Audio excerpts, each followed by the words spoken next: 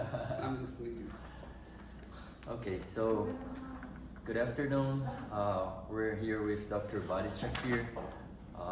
It's one more time we're talking about our brief interviews with people who I consider that are successful persons. So BARIS is one of the top rhinoplasty surgeons in the world, and he's a very young surgeon, and at the same time he could achieve a very successful clinic with a lot of articles, and also he did he wrote about some concepts in rhinoplasty, specifically in tip surgery, that is really life-changing for a lot of plastic surgeons. So here, Dr. BARIS, nice talking to you. So welcome. Thank you for having your time for this brief interview. Okay, let's start with some questions. The first one is that we have many medical students who are just in the beginning and they follow us, and many times they ask us, when you decided to become a doctor and specifically a rhinoplasty surgeon, why rhinoplasty is a passion for you? So the answer is going to the medical students. All right. My high school is a job school, technical school, so I'm an electronic technician when I graduate from my high school. My family wants me to be a doctor, but to be a doctor you have to memorize a lot of things, okay? I can be a good engineer, not a doctor, I know that. So first 3 years I'm not happy, so after last 3 years, I'm looking for the best specialist for me, because what's the important thing, if I be a pediatrician, okay, or pediatrician, yeah, I could not create any difference. Okay. I know I'm a technician, so my family sent me to technician school for hand skills. So the surgery, I decided to be a surgeon, and I saw that the classic surgery is the engineering and the surgery together, because you can do many things for one problem, lab grafts, different labs. So I find myself in plastic surgery. I wanted to be a hand surgeon, microsurgeon, because you need high skills. You are doing anastomosis. But also rhinoplasty you need high skills, and also you need art knowledge. Great. So, because that's the story. Great. And nowadays we read about when we read about successful persons and successful careers, we can notice that a lot of these professionals, they have multiple abilities. And do you think it was how important do you think was this background on engineering and especially art studies on what you're seeing on your rhinoplasties? I go to the art school after I became a plastic surgeon. Okay? After? Yes, because I saw something missing. Okay, everybody is doing for example, rhinoplasty or breast, how they learn from their teacher. So you took the aesthetic concept at the same time. So I don't want to search about beauty of the nose, proportions, and the beauty of the cartilage. So I found my answer in art school, and they teach you shadows, shadow density, shadow shapes, and the highlights. It was amazing. So they educate you about looking. So when you see some more details, you create new necessary, so you'll be looking for new methods. For example, I was loved about that shadows, especially soft triangle. Okay. Our patient doesn't have beautiful nose, have beautiful facets. So the rim flap develops burn because of that. Yeah. If you have narrow facet, you can increase the facet size and you create a new highlight. Okay. So this is coming from the art school knowledge. Oh, great, great. And another thing, there's a saying in Turkish, don't open lots of holes. Open one hole and focus on it. So the focusing is so important. Focus and work a lot. Yeah. Especially also to be a little obsessive. It's good for patient, not good for person. You can add more details. And talking about that, you talk about some obsession through to rhinoplasty, to learn more about shadows and to perform the rhinoplasty in a different level, and about the balance with your health and your mental health and body health. How important do you think it is to perform rhinoplasty in a top level? We're talking about high performance, just like comparing to some athletes. They have to have a balanced diet, they have to be mentally okay to go there and reach a record, for example. If we consider that each rhinoplasty for you would be a competition and you have to reach the best result, how do you think it's important for you to reach this high performance? I have some friends, okay, they think that's job and go to the surgery. Oh, their normal life, okay? They're a relaxed person. But I feel, oh my God, every patient is like my relationship. It's okay, but I'm so obsessive. So it's not good for me. So after I finish the surgery sometimes, oh my God, I finish all my energy, all the glucose finished. I'm not a relaxed person. It's not good for me. Also sometimes I want to, if I wish a button on off, I want to close because the brain doesn't stop. Always brain changes. Okay, you do the surgery, you finish your job, and you go to the home, and you're still brain is. Yeah, do you see rhinoplasty in your dreams? I do. Yeah. When I was doing microsurgery, I was repeating this surgery again in my dreams. Yeah. And so tired. I even sometimes I wake up thinking about something that I did or something that I should have done, or thinking about the surgery that I have on the next day. We never stop thinking, right? Yeah. But how can I say dream walker? Dream worker, yeah. Dream walker. I'm a dream walker. I was walking when I don't remember. If I run, it happens after microsurgery. It's okay. Yeah. I can survive with the rhinoplasty. And another thing that I observed since my first visit here, every time you finish your surgery, I see that, of course, if you finish the surgery, is that because you're happy with the result. But something goes through your mind.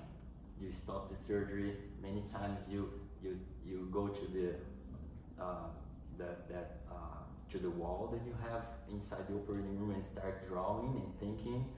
What comes to your mind when you finish the surgery and makes you think about what comes to your mind on this time? Drawing to show something to you? Yeah, sometimes to show, or sometimes last time I was here you were thinking about the technique, and then the same day you draw here in the office and post it on Instagram, so I realized that you were thinking in a new technique. You were specifically on that day you were thinking about the fracture on the oblique to avoid this step here. Yeah. Oh, when you do anything, job, always there is a missing part. Okay. If I do something, even a sculpture, always focus how can I create that shadow of something. Okay, focus on that missing part. If there's a problem about the nose, okay, I think it's not finishing if the surgery is finished. I go out still thinking, drawing. You can think 3D if you draw, okay? Yeah. You can understand.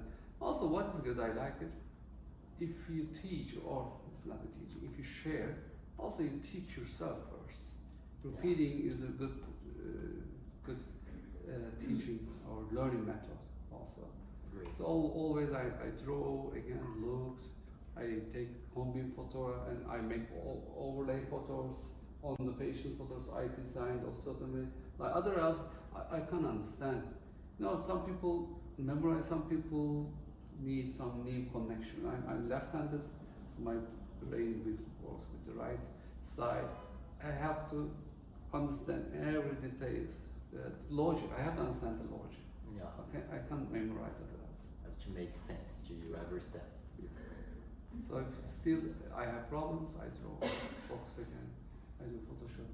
Sometimes I have problems with some details, I work with the clays, Yeah. I can solve it. You know, this is when we talk about these successful people, they're never in their comfort zone, and I can see that in what you're saying now, because you're happy with the result, you finish the surgery, but there's always something missing, and you keep thinking about that and try to improve yourself every day. So this is a very nice thing to observe in you. Oh, Yeah. my anesthetist doctor said, when you say it's okay, I'm done, you finish improving.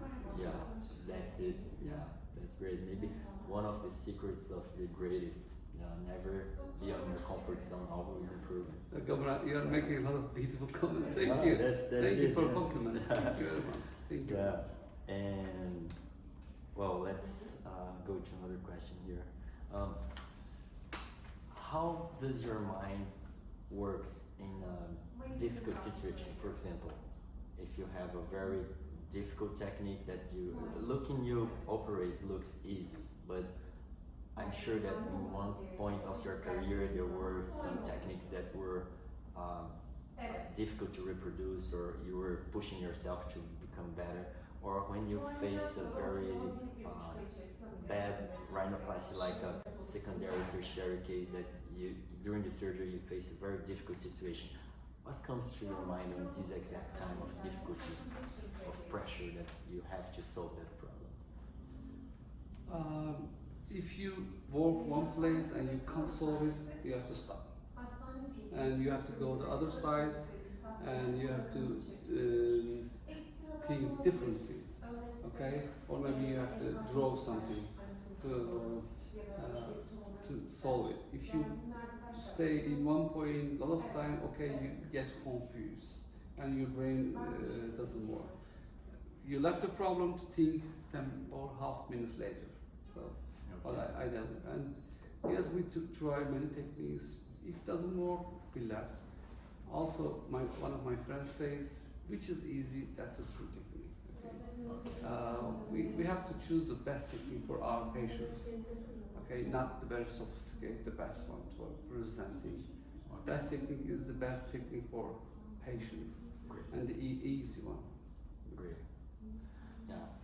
And now, kind of philosophical question, but now I consider your fellow, consider myself your fellow, and now a friend, and we know a little bit each other, and I see that different from many plastic surgeons, you're not like that guy that gave a lot of importance to money, and you don't like these kind of things. And on the other side, I see that you're really like simple things, and you're really connected to some nature things, like you like taking pictures of flowers of the nature. When you were in Brasilia, I took you to that place to see some jaguars, and you enjoyed a lot. So this connection that you have with nature, with these simple things, how do you think this, what kind of influence this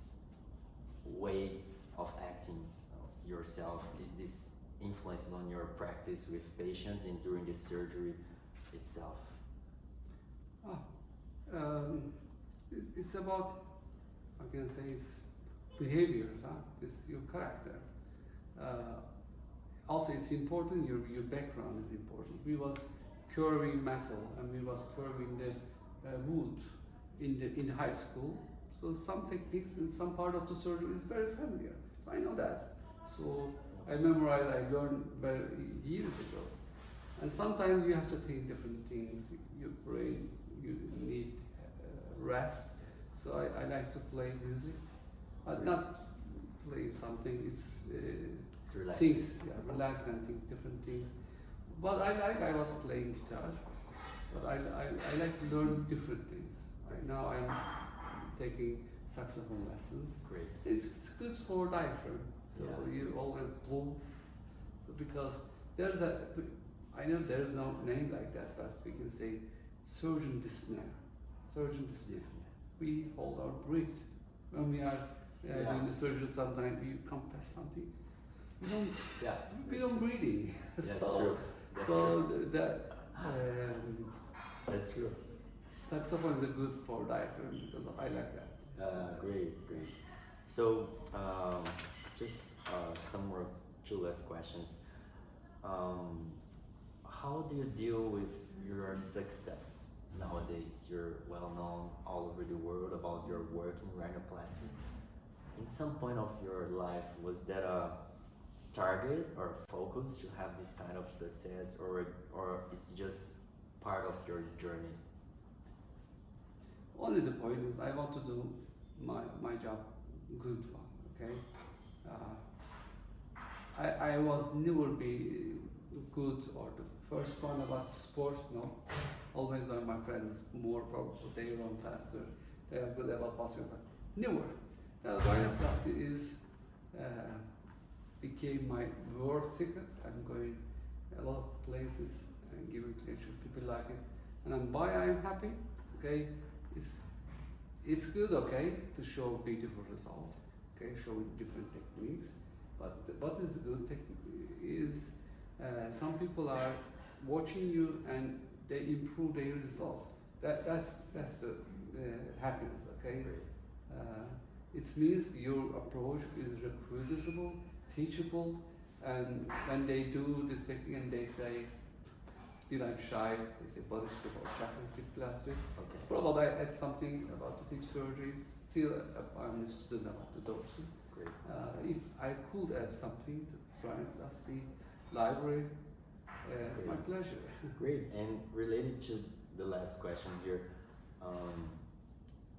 you're still very young, and I know you still have a lot of time to do surgeries and will be in practice for many years, but talking about legacy, what kind of legacy would you like to leave as a plastic surgeon? As I know you give a lot of lectures, you publish many things, you created techniques, but you think when you do that, what kind of message or legacy would you like to leave for those younger than you or those who follow your techniques? Very difficult question. Yeah, you ask a simple way, just like talking about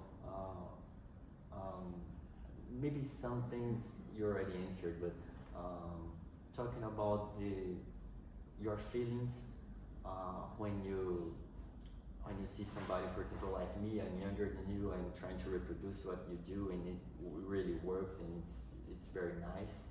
And this is a kind of legacy that you're living for me, and I'm able to reproduce what you do. So this is what. Some message, something. Yeah. What's changed my life? Okay, when I was started that problem, we was focusing more on the skeleton. But I realized many problems is visible through the skin. If you know what the way to looking, okay, you can see all the problems. So if you are doing close approach, you need education about drawing and structure. I really offer to people, you don't need to see everything at the same time. What my necessary in surgery, I want to look, my necessity is see the shape of nose, not the cartilage. So I always put everything and look at it again.